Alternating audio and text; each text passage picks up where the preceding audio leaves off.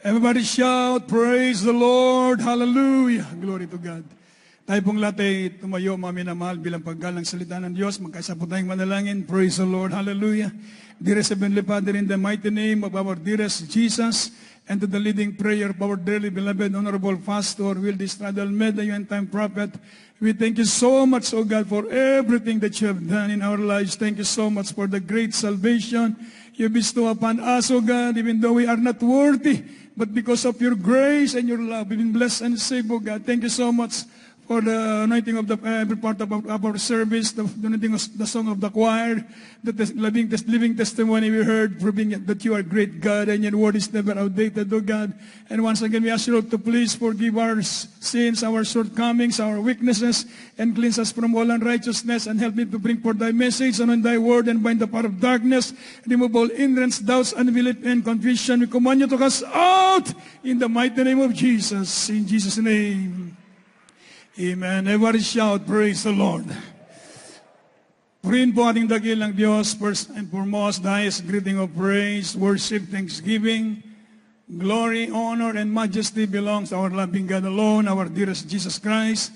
And I give a double honor and respect to our dearly beloved honorable pastor, Wildy Stradal Meda, the end-time prophet of our loving God. We love you so much po, beloved pastor. Praise the Lord. And to all beloved Almeida children, praise the and respected families.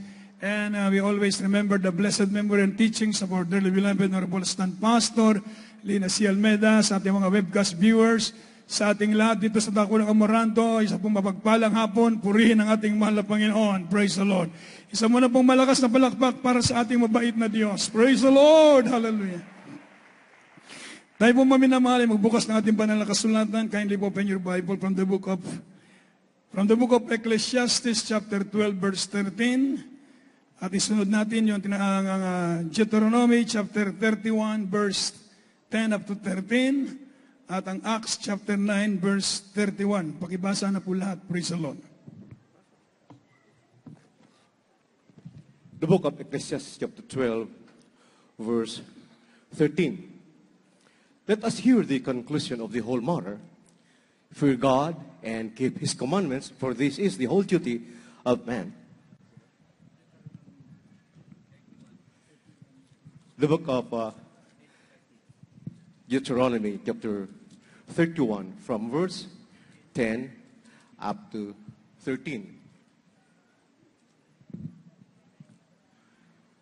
And Moses commanded them, saying, at the end of every 7 years, in the solemnity of the year of release, in the Feast of Tabernacles, when all Israel is come to appear before the Lord thy God in the place which He shall choose, thou shalt read this law before all Israel in their hearing.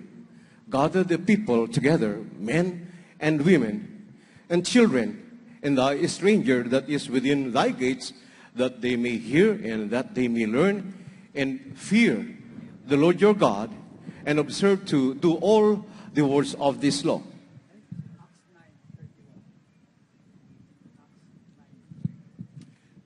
The book of Acts, chapter 9, verse 31.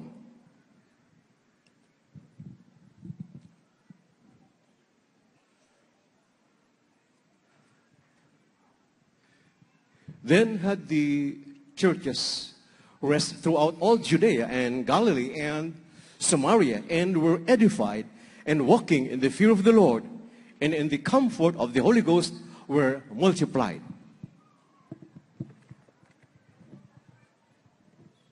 Dito po sa Gawa Kapitulo 12, versikulo 13. Ito ang wakas ng bagay, lahat ay narinig. Ikaw ay matakot sa Diyos, at sundin mo ang kanyang mga utos, sapagkat ito ang buong katungkulan ng tao. Dito po mabinamahal sa Deuteronomy Kapitulo 31, ang talatay 10 hanggang 13. At ininutos sa kanila ni Moses na sinabi, sa katapusan ng bawat 7 taon, sa takdang panahon ng taon ng pagtubos sa kapistahan ng mga banat. Pagdating ng buong Israel, upang pakita sa harap ng Panginoon mong Diyos, sa dakong kanyang pipiliin, ay iyong babasahin at ang kautosang ito sa harap ng buong Israel, sa kanila pakinig. Pisanin mo ang bayan at ang mga lalaki at ang mga babae at ang mga bata at ang mga iyong taga-ibang lupa na nasa loob ng iyong mga pintuang daan upang kanilang marinig at upang kanilang pag-aralan at matakot sa Panginoon mong Diyos at isagawa ang lahat ng mga salita ng kautusang ito at upang ang kanilang mga anak na hindi nakakakilala ay makakarinig at mag-aral na matakot sa Panginoon yung Diyos habang kayo nabubuhay sa lupain ng inyong paruroonan na inyong itinatawid ng Jordan upang ariin. Dito po sa mga gawa, Kapitulo 9, versikulo 31. Sa gayoy nagkaroon ng kapayapaan ang iglesia sa buong Judea at Galilea at Samaria, palibhas ay pinagtibay at sa paglakad na may takot sa Panginoon at may kaaliwan ng Espiritu Santo ay nagsisidami. Everybody shout, praise the Lord. Purihin po ang pagkabasa ng banal salitaan ng Diyos. Mga minamahal, sa oras na ito, mga minamahal, ang ating pong tatalakayin sa oras na ito, itong tinatawag na the importance of the fear of the Lord, the characteristics of the fear of the Lord, and mga minamahal, tinatawag na implication and their implication for our lives. Everybody, amen. Ang kahalagaan ng pagkatakot sa Diyos, ang kaimportante ng pagkatakot sa Diyos, at ano ang magiging implication sa ating buhay kapag tayo merong takot sa mahal na Panginoon. Everybody shout, praise the Lord. Sabi po ng ating nabasa, mga minamahal, the children of Israel, mga minamahal, told, mga minamahal, were gathered together for every 7 years, mga minamahal. They were gathered together and to listen and to hear the word. Mga minamahal, the purpose is to learn to fear the Lord. Everybody say amen. Ang layunin para sila'y magkaroon ng takot sa Diyos. So mga minamahal, ang pananampalatay nang gagaling sa pagkikinig ng salita ng Diyos. Faith cometh by hearing, and hearing by the word of God. The same. Fear the Lord, mga minamahal, came by hearing, and hearing by the word of God. Everybody say, praise the Lord. So habang tayo po'y narito, mga minamahal, lalo na sa pagkikinig ng banal na salita ng Diyos, tayo pong lahat, mga minamahal, magbibigay ng panahon, importansya, sapagkat ito importante sa buhay natin. Never say amen. Sabi ng banal na kasulatan ng mga anak ni Israel, maging sa bagong tipan, ang iglesia, mga minamahal, sila ay nagsitibay, sila ay lumago, sila ay na-comfort sa pagkikinig ng banal na salita ng Diyos. Never say amen. Dahil sila may takot sa mahal na Panginoon. So ang salita ng Diyos, mga minamahal, ito po ang implication sa buhay natin, mga minamahal, sa ibo ng Biblia, mga minamahal, the fear of the Lord, mga minamahal, enable us to obey God. Ever say amen. Even in the most difficult times. Ever say amen. Just as, mga minahina, Abraham's test, mga minamahal, when the Lord asked to offer his son, Isaac, mga minamahal, to offer to offer back to God, mga minamahal, as a slain, mga minamahal, itinatawag na on altar. So mga minamahal, kahit mabigat, kahit mahirap, pwede mong gawin dahil meron kang takot sa mahal na Panginoon. Everybody shout, praise the Lord. Ito ang pinaka-importanting bagay sa buhay natin, mga minamahal, sapagkat sabi ng Biblia, this is the conclusion of the whole matter, fear God and keep His commandment. The entire book of Ecclesiastes, mga minamahal, must be understood in light, mga minamahal, tinatawag na in light of this concluding verse, mga minamahal.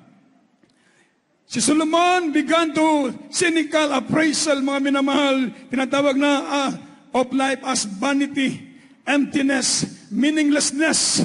Ang buhay, sabi ni Solomon, walang kwenta ang buhay.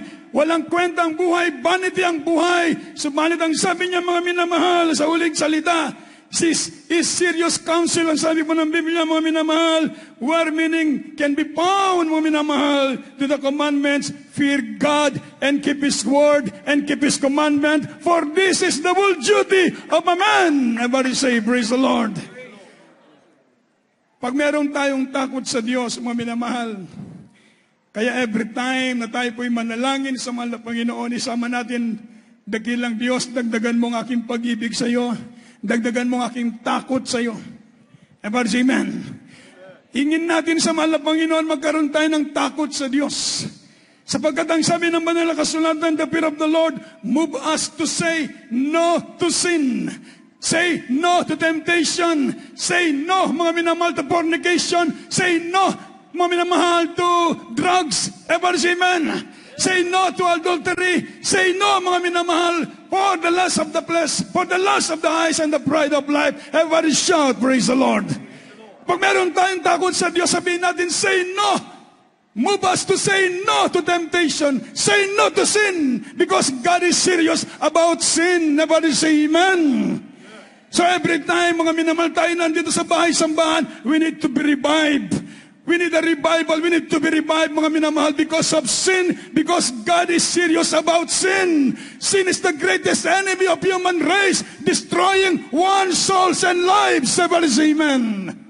Mapapahamak tayo dahil sa kasalanan. Sabi nga namin, God is serious about sin. Amen. If God is spare not the angels that sin, sabi po ng Bible, but cast them down to hell and reserve for the coming judgment.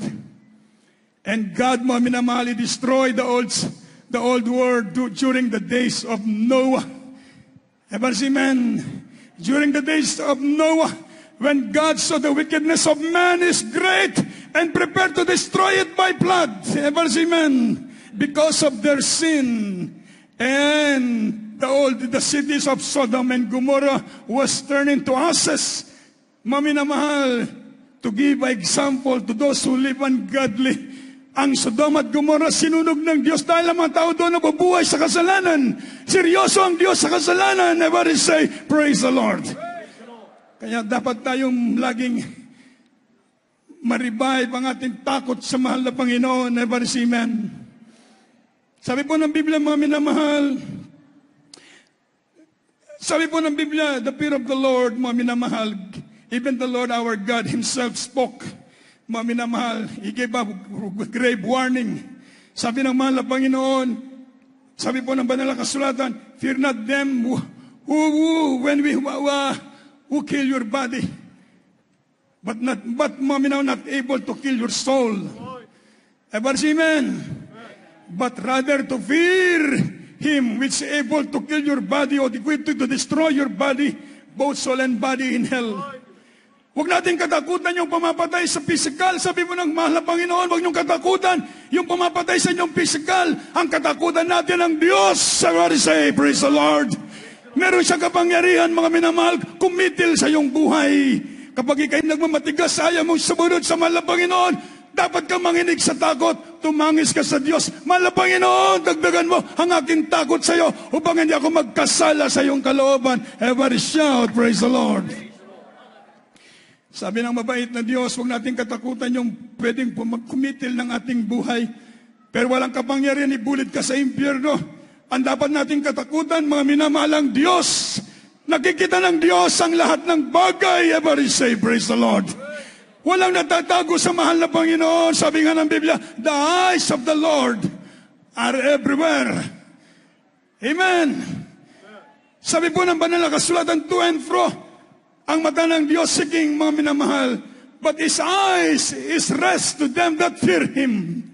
His eyes is rest, means rest is favor, His love, His protection, His care, His divine presence is to those who obey Him and keep His commandment. Everybody say amen. To them that fear Him, there is no want. There is no want to them that fear Him. The whole chapter of Psalm, chapter 34, this whole chapter, mga minamahal, the promise of God for this chapter is conditionally refer for those who genuinely fear Him. He promised to save us from any trouble. He saved us from any fear.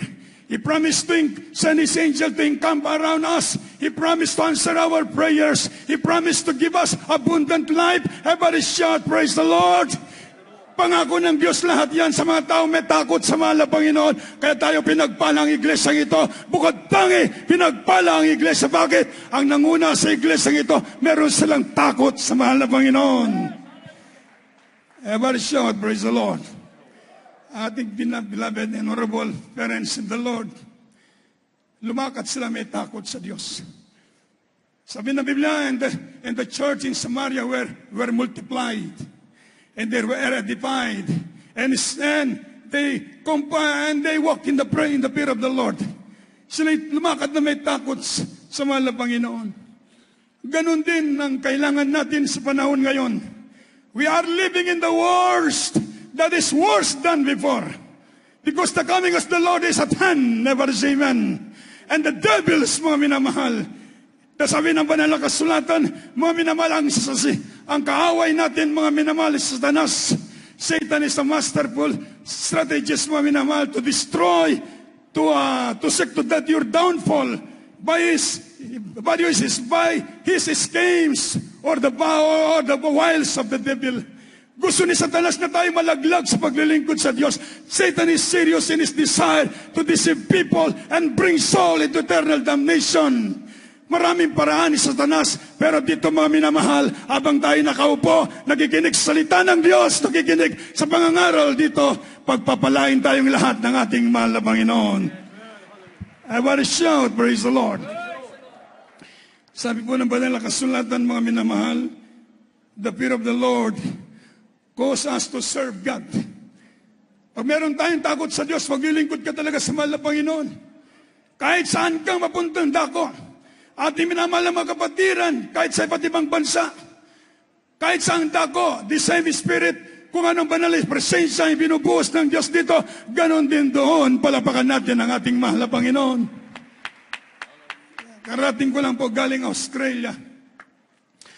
Meron doon sa ating church sa dako ng Perth, mga minamahal, ibang lahi. Meron siyang, yung first church daw niya, magsimula ng umaga.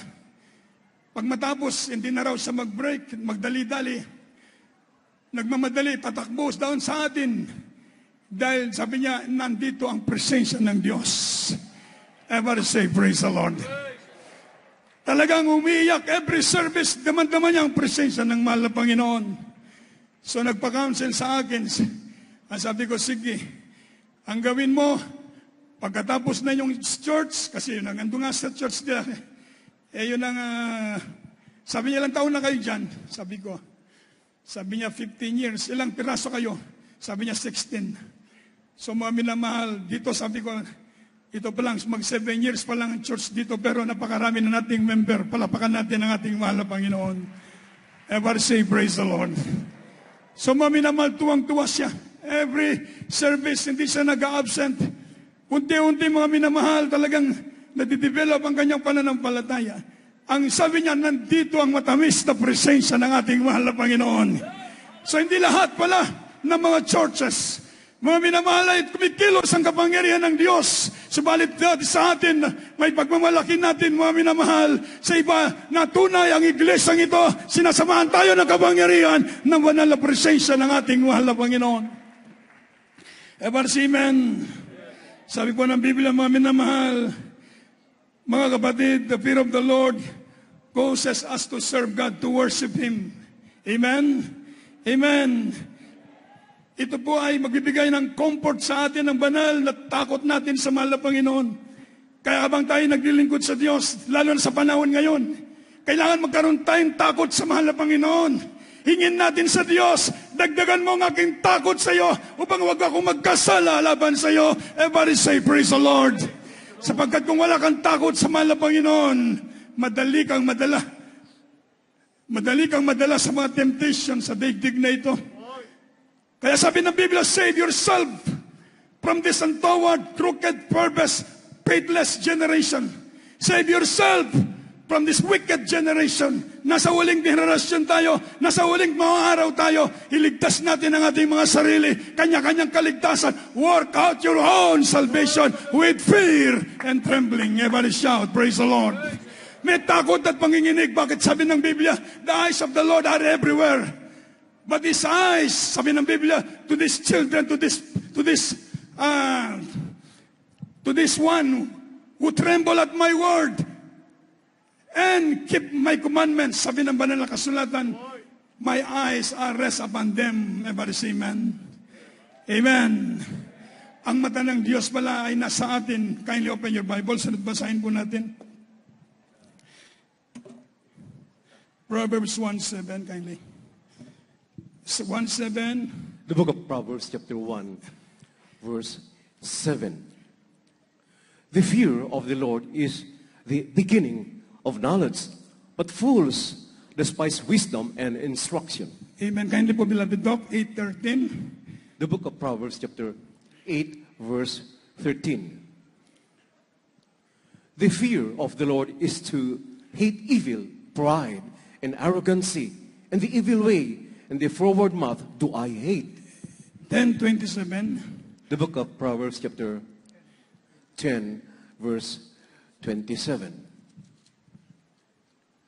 The fear of the Lord prolongeth days, but the years of the wicked shall be shortened.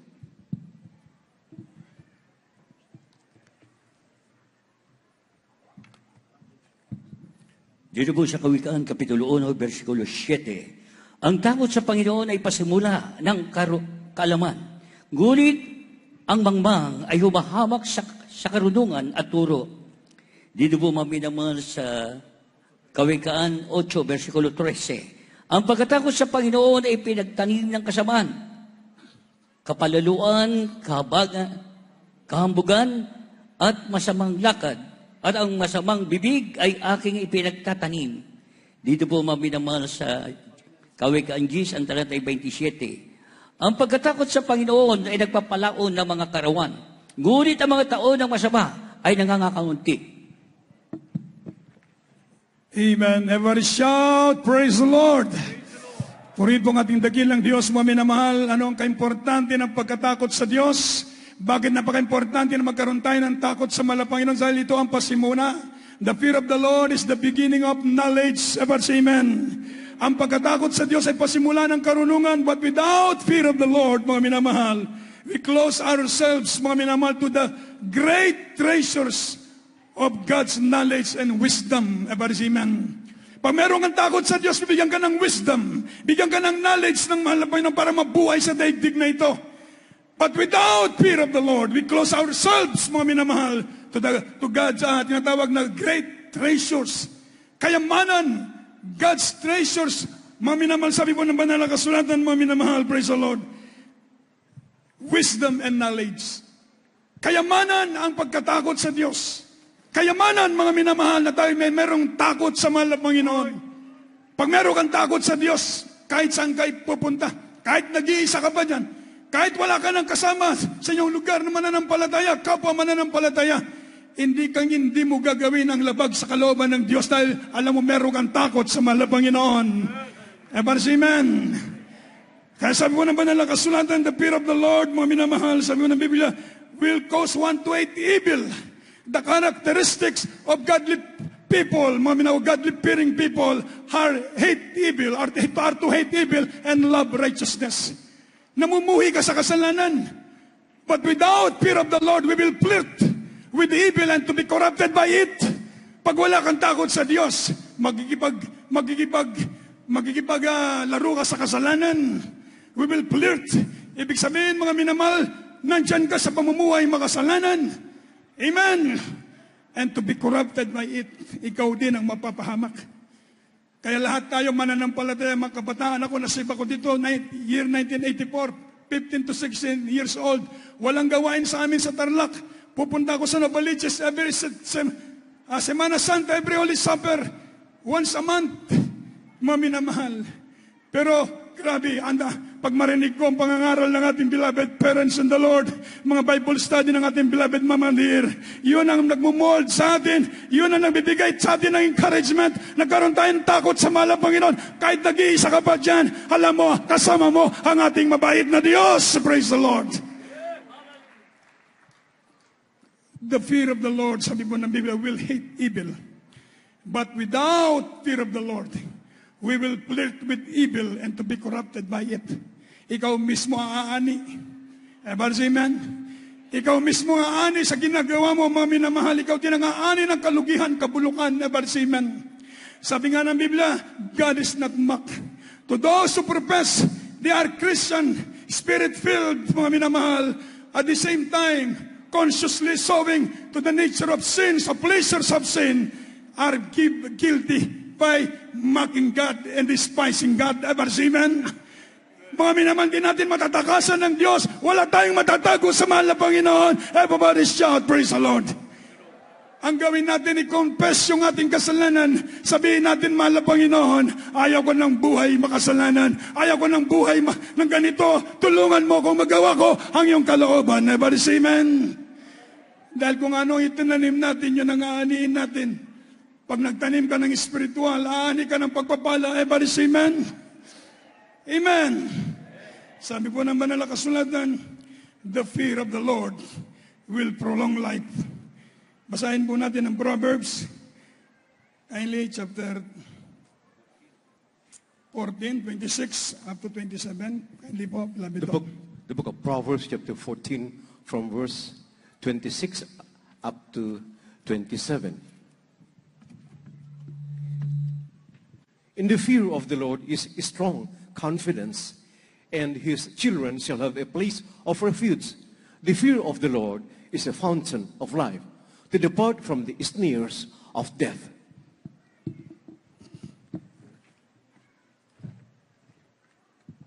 Dito po sa mga kawikaan, Kapitulo 14, versikulo 26 at 27.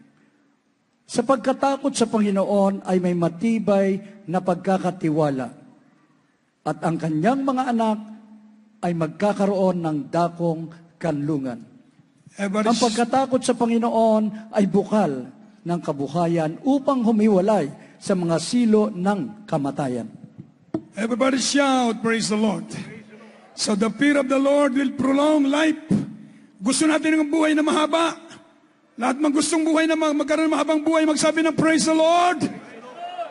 Gusto natin ng mahabang masaganang buhay, magsabi ng praise the Lord. So the fear of the Lord will prolong your life. But without fear of the Lord, mga minamahal, sabi po ng banal na kasulatan, without fear of the Lord, mga minamahal, sabi po ng Biblia, our lives are likely, mga minamahal, sinasabi ng banal na kasulatan, to be corrupted or to shorten by our refusal to eat God's word. Pag ayaw mo makinig ng salita ng Diyos, sabi ng Biblia, ang walang pagkatakot sa Diyos ay nagpapaiksi ng buhay. Everybody say amen. Bakit sa banal na kasulatan ang Diyos ang may-ari ng buhay? Si King Hezekiah mamamatay na, sabi ng banal na kasulatan kay prophet, maminamahal, sinugo sa bahay ni Hezekiah, sabi ng banal na kasulatan, ayusin mo ang iyong bahay kay mamamatay. Nung tumalikod ang propeta ng Diyos, si King Hezekiah, lumuhod, umiyak. Ang sabi niya, mahal na Panginoon, nakikita mo meron akong takot sa iyo. Everybody say amen. Siya'y umiyak sa Diyos. Pag meron tayong takot sa Diyos, sabihin natin, mahal na Panginoon, nakita mo na sinunod ko ang iyong kalooban, nagkaroon akong takot sa iyo. Everybody say amen. Pagkatapos mo, minamahal, dumating ang salita ng Diyos, sa propeta ng Diyos, pinabalik. Sabihin mo sa kanya, dagdagan ko ang kanyang, nakita ko ang kanyang mga luha. Nakita ng Diyos ang kanyang pagtangis, pag-iyak sa mahal na Panginoon. Narito, dagdagan ko ang kanyang buhay ng another 15 years. So, palapakan natin ang mahal na Panginoon. Everybody say amen. Kaya kung edad mo ngayon 80 na o 70 na, pwede ka pang humingi sa mahal na Panginoon extension. Everybody say amen. Mahal na Panginoon, kahit hindi na 15 years, kahit 10 years na lang. Everybody say amen. Amen. Depende sa kalooban ng Diyos, sapagkat siyang nakakalam na lahat ng bagay. Palapakan natin ang ating mahal na Panginoon. Pero maka-request tayo sa Diyos. Hindi ka iindihan ng ating mahal na Panginoon. Tandaan mo yan. Hindi ka iindihan ng Diyos. Pag sinabi mo sa mahal na Panginoon, ang buhay ko ipaglingkod ko sa iyo, bahalang Diyos na magdagdag ng mga taon sa kaarawan ng iyong buhay para maluwalhati mo ang ating pinakamamahal na Panginoon. The fear of the Lord, sabi po ng ating nabasa sa Proverbs, provide strong confidence and is a fountain of life. Provide strong confidence. But without fear of the Lord, we will not come to know the love of God that gave us, mga minamahal, assurance and confidence, mga minamahal, of our salvation. Ang magbibigay sa atin ng tinatawag na satisfaction, ang Diyos lang. Amen. Ang magbibigay sa atin ng tinatawag na assurance, ang Diyos lang. Ever say amen. Ang magbibigay sa atin na tinatawag mga minamahal na tinatawag po mga minamahal na fountain of life, ang Diyos lang. Kaya pag meron kang takot sa Panginoon, pinagpala ka na sa lahat ng pinagpala. Ever shout, praise the Lord. Kahit nandiyan ang kasalanan, ayaw mo. Kahit walang nakakita, ayaw mo. Ever say amen. Takot ka. Kinakausap ka ng mahal na Panginoon, huwag anak. Huwag mong gawin yan. Ever say amen. So yung takot mo sa Kanya, alam mo, nakikita ng Diyos. Bakit tayo nagkakaroon ng takot sa mahal na Panginoon? Sabi nga, the fear of the Lord causes us to serve Him. And the fear of the Lord is, tinatawag na accompanied by insurance and unspeakable spiritual comfort for God's Word. Merong comfort ang Holy Spirit. Merong kang joy. Kahit mahirap ang buhay, kahit wala kang makain, maligaya ka. Bakit? Alam mo, meron kang Diyos na tinatawagan na say, praise the Lord. Magbigay sa'yo ng comfort. Kaya sabi po ng Biblia, kindly open your Bible, Proverbs chapters 16:6, 19:23, and 22 verse 4. Pakibasa po yung... The book of Proverbs chapter 16, verse 6. By mercy and truth, iniquity is purged, and by the fear of the Lord, men depart from evil. The book of Proverbs chapter 22, verse 4. By humility and the fear of the Lord are riches and honor and life.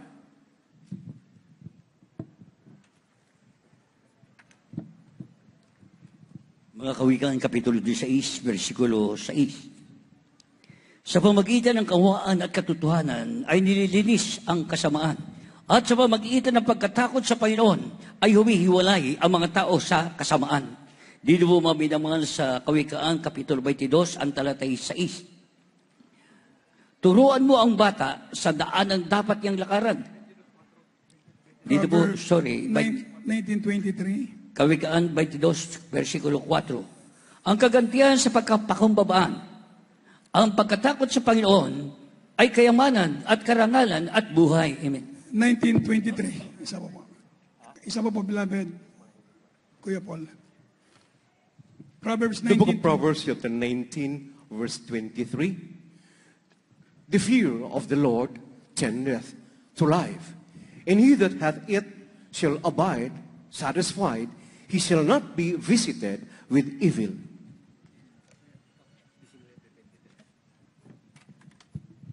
Dito po sa Kawikaan, Kapitulo 19, versikulo 23. Ang pagkatakot sa Panginoon ay patungo sa kabuhayan, at ang na nagtatangkilik noon ay tatahang may kasayahan. Hindi siya tadalawin ng kasamaan. Palapakan po natin ang malakas ang salita ng Diyos. Praise the Lord. At po magsabi ng praise the Lord. So the fear of the Lord, sabi po ng Biblia, lead to a satisfying life. Satisfying life. Amen. And share one from what's evil. And save one from what's evil. Ibig sabihin, ang pagkatakot sa Diyos, ito magbibigay sa atin ang tinatawag na satisfying life. King Solomon, mga minamahal, according to King Solomon, the search of a natural man for satisfaction and happiness is not to be found in great possession. It's not to be found in worldly pleasure. Amen. It's not to be found in acquisition of wisdom. Marunong ka, mayaman ka, mga bagay na material na sa iyo ang kalayawan, pwede mo. But according to King Solomon, the search of a natural man for satisfaction and happiness is not to be found in all of these things. According to him, mga minamahal, joy and gladness and happiness in His presence, there is fullness of joy. Ever shout, praise the Lord.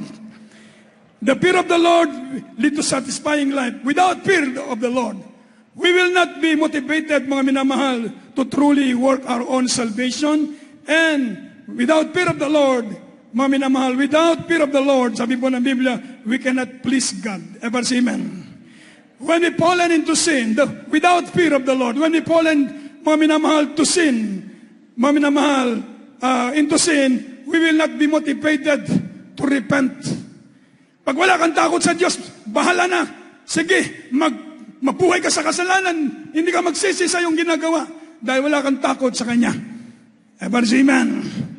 Pag meron kang takot sa Diyos, sabi po ng Biblia, will be motivated when we fallen into sin, mga minamahal, we will be motivated to repent. Magsisi ka dahil meron kang takot sa mahal na Panginoon. Pero pag wala kang takot sa Diyos, balik-balik sa kasalanan, sigig pasaway. Walang mangyari sa buhay mo. Everybody say amen.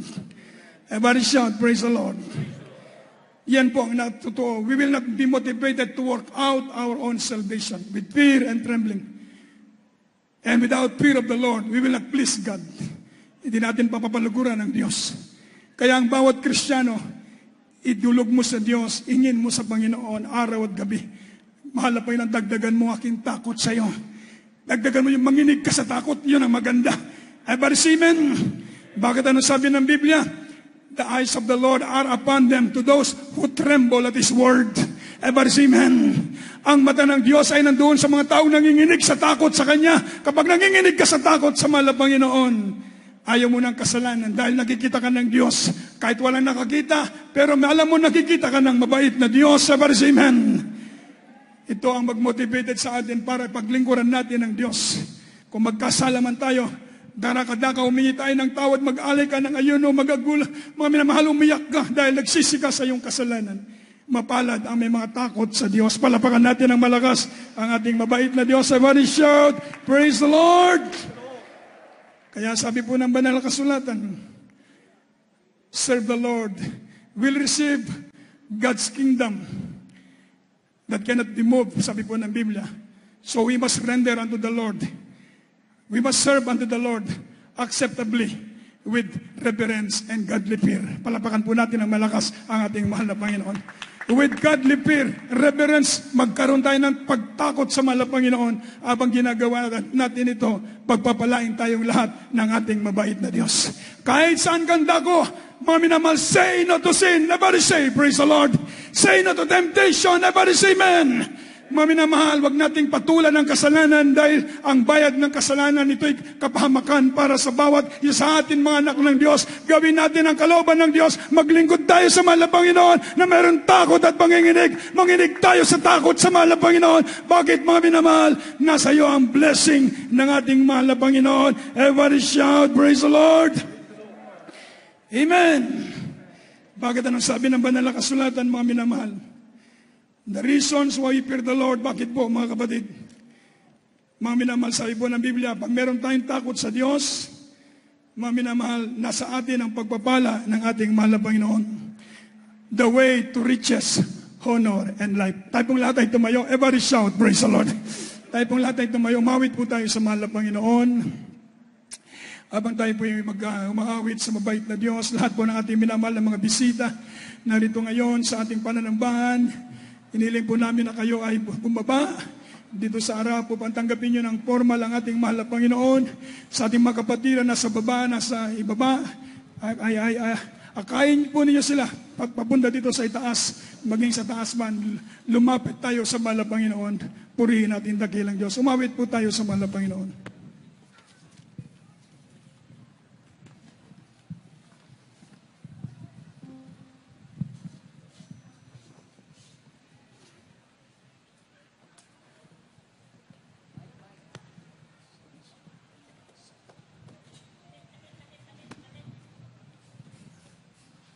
Amen. Praise the Lord. Hallelujah. Glory to God. Amen. Hallelujah. Hallelujah. Glory to Jesus. Patuloy po tayong magpuri sa mahal na Panginoon. Lahat po ng ating minamahal na mga bisita, bumaba po dito sa baba. Praise the Lord. Amen. Praise the Lord. At ang pong pagkatang po, pinipig ko po sa ating beloved preacher, Brother Joey. Kahit may kahirapan, ako pinababayaan. Amen. Praise the Lord. God bless you, my beloved co-preacher, beloved preacher, Nilo Miranda. Sa lahat po ng ating minamahal na mga bisita, left side, maging sa right side po, maging sa ilalim po ng grandstand, patuloy po namin kayong inaanyayahan at inaantay po namin kayo dito para po sa altar call at lahat po ng ating mga live webcast viewers upang tumanggap sa ating pinakamamahal na Panginoong Jesus. Amen. Hallelujah. iyong hawak-hawak pa rin. Ang puso ko'y umiibig sa dalamhati. Yes, amen. Hallelujah. Ito'y aking titiisin hanggang sa'yo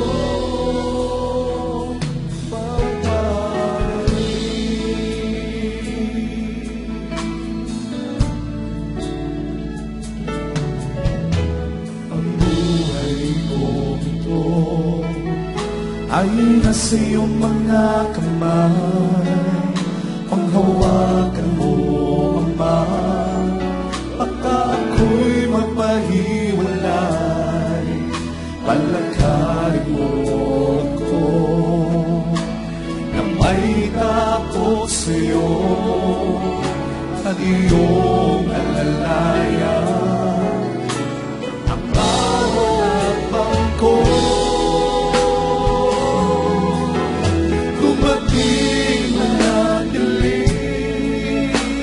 sumupay na sa akin. Pangako mo'y laging ako iyong hawak-hawak pa rin. Ang puso ko'y humihig sa dalamhati ng sakit. Ito'y aking titiisin hanggang sa'yo.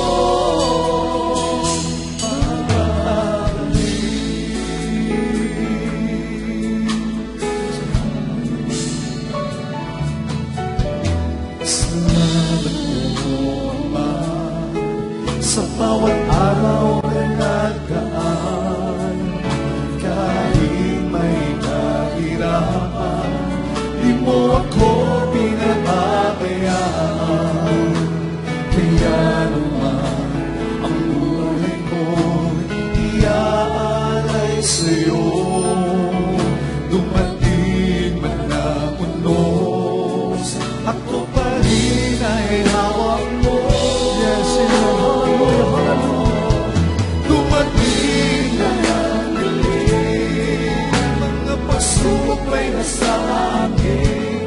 Pangako mo'y laging ako iyong hawak-hawak pa rin. Ang puso ko'y humihigpit sa dalamhati at sakit. Ito'y aking titiisin hanggang sa'yo makabalik. Dumating man ang lilis, mga pagsubok may nasa akin. Pangako mo'y laging ako iyong hawak-hawak pa rin.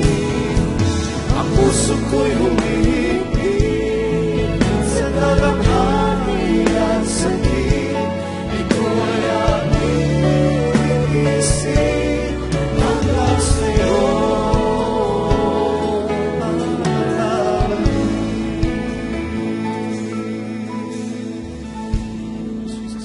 Amen. Praise the Lord. Purihin ang ating pinakamamahal na Panginoong Hesus. Sa lahat po ng ating minamahal na mga bisita, mga baguhan, sa lahat ng ating live webcast viewers, kayo po'y lubos na pinagpala dahil ang Diyos mismo ang tumawag sa inyo sa araw na ito. Nasaksihan niyo po ang mga dakilang himala, mga buhay na patotoo na tapat ang Diyos dito sa kanyang tunay na gawain. Buhay ang Diyos na ating pinaglilingkuran. Kaya mga minamahal ko, napakahalaga ito'y pagtawag sa inyo ng malabayan upang magkaroon kayo ng takot sa ating pinakamamahal na Panginoong Hesus. Meron pong 4 na reglamento ng kaligtasan. Una po ay ang pananampalataya.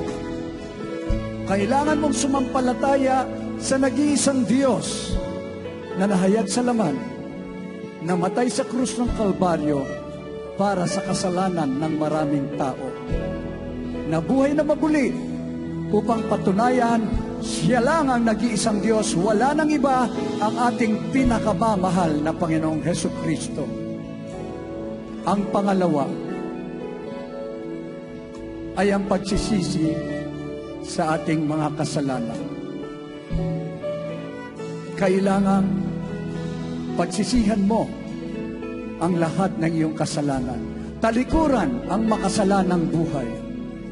Pag ikaw ay tapat, tutulungan ka ng ating pinakamamahal na Panginoong Hesukristo. Ang pangatlo ay ang bautismo sa tubig sa pangalan ni Jesus. Gawa 2:38, mangagsisi kayo at mangagbautismo ang bawat isa sa pangalan ng ating pinakamamahal na Panginoong Hesukristo sa ikapagpapatawad ng iyong kasalanan at tatanggapin mo ang kaloob ng Espiritu Santo. Kaya dito po, paglubog mo sa tubig, pinatawad ka ng ating mahal na Panginoon, isusulat ang iyong pangalan sa aklat ng buhay, magiging tunay na anak ng Diyos, tagapagmana ng buhay na walang hanggan. At ang pang-apat, ang pinakamamahal na Panginoong Hesus na po ang magsasagawa niyan. Sa takdang panahon, ayon sa tapat mong paglilingkod, babautismo ang kanya ng kanyang banal na Espiritu.